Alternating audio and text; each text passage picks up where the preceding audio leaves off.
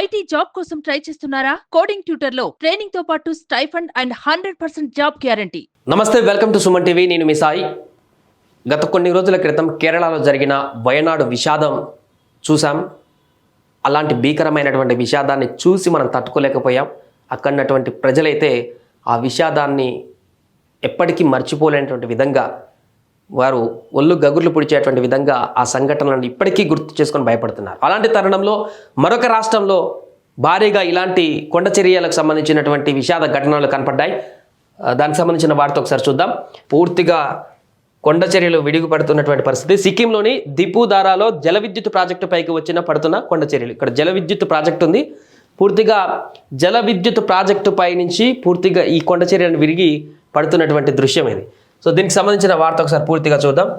ఈశాన్యం త్రిపురలో కొండ చర్యల బీభత్సం. ఈశాన్య రాష్ట్రం త్రిపురలో ఎడతెరిపి లేని వర్షాలు కురుస్తున్నాయి. లోతట్టు ప్రాంతాలు జలమయమయ్యాయి. చాలా చోట్ల జనజీవనం స్తంభించింది. మరోవైపు విరిగిపడుతున్న కొండ చర్యలను ప్రజలను బెంబెలెత్తిస్తున్నాయి. కొండ చర్యల ధాటికి మంగళవారం దక్షిణ త్రిపుర జిల్లాలో 5, గోమతి జిల్లాలో 1, కోవాయ్ జిల్లాలో 1 మరణించినట్లుగా త్రిపుర రెవెన్యూ శాఖ కార్యదర్శి బ్రిజేష్ పాండే చెప్పారు. మరో 2 కనిపించకుండా పోయారని తెలిపారు. మృతుల్లో ఒకే కుటుంబానికి చెందిన 3 వ్యక్తులు ఉన్నారని వెల్లడించారు. భారీ వర్షాల నేపథ్యంలో దక్షిణ త్రిపుర జిల్లాలో అధికారులు రెడ్ అలర్ట్ ప్రకటించారు. మిగిలిన జిల్లాలలో ఆరెంజ్ అలర్ట్ కూడా ప్రకటించారు. సిక్కింలో విద్యుత్ ఉత్పత్తి కేంద్రం ధ్వంసం. ఇక్కడ మన విజువల్ చూసినటువంటి పరిస్థితి. భీకర వర్షాల వరదలతో సిక్కింను ముంచెత్తుతున్నాయి. దక్షిణ సిక్కింలో గాంగ్టక్ జిల్లాలోని దిపుదారాలో మంగళవారం భారీ కొండ చర్యలు విరిగిపడడంతో 510 మెగావాట్ల హైడ్రో ఎలక్ట్రిక్ ప్రాజెక్టు చాలా వరకు ధ్వంసమైపోయింది. ఉదయం 7:30 వరకు ఈ సంఘటన జరిగినట్టుగా అధికారులు చెప్పారు. National hydro electric power corporation ఆధ్వర్యంలోని ఈ విద్యుత్ ఉత్పత్తి కేంద్రాన్ని తీస్తా స్టేజ్ 5 హైడ్రో ఎలక్ట్రానిక్ ప్రాజెక్ట్ అని కూడా పిలుస్తారు. ప్రస్తుతం ఈ ప్రాజెక్టులో విద్యుత్ ఉత్పత్తి జరగడం లేదు. ప్రమాద సమయంలో ఇక్కడ ఎవరు లేకపోవడంతో ప్రాణాపాయం తప్పింది. కొండ చర్యలు విరిగిన ఘటనలో జిఎస్ఎస్ భవనంతో పాటు దాదాపు 18 ఇళ్లు దెబ్బతిన్నాయి. సిక్కిం డిక్చు రహదారిపైన రాళ్లు పడడంతో వాహనదారుల రాకపోకలు కూడా నిలిచిపోయాయి.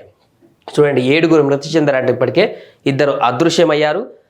ఇంకా అక్కడ భీకరమైనటువంటి పరిస్థితి. రెడ్ అలర్ట్ ప్రకటించారు. ఎప్పుడు ఏ కొండ చర్యలు విరుగుతాయో తెలియనటువంటి పరిస్థితి. వయనాడ్ లాంటి విషాదం జరగకపోయినప్పటికీ అలాంటి పరిస్థితులు అక్కడ కూడా కొనసాగుతున్నాయి. ఈ త్రిపుర, నాగాలాండ్, సిక్కిం ఇలాంటి ప్రాంతాలన్నిటి కూడా అక్కడ మనలాగా కాకుండా అక్కడ ఉన్నటువంటి శీతోష్ణ స్థితి కానీ అక్కడ ఉన్నటువంటి భూ పరిస్థితులు కానీ డిఫరెంట్గా ఉంటాయి. మొత్తం కొండ చర్యలతో కూడుకున్నటువంటి ప్రాంతాలుగా ఉంటాయి అవి. కాబట్టి అక్కడ ఎక్కువగా ఇలాంటి ఘటనలు జరుగుతుంటాయి. తాజాగా ఈ యొక్క సంఘటన కూడా కొంత ఆందోళనకు గురి చేసింది అందరికీ. బట్ అంత భారీ ప్రమాదాలు అయితే జరగట్లేదు.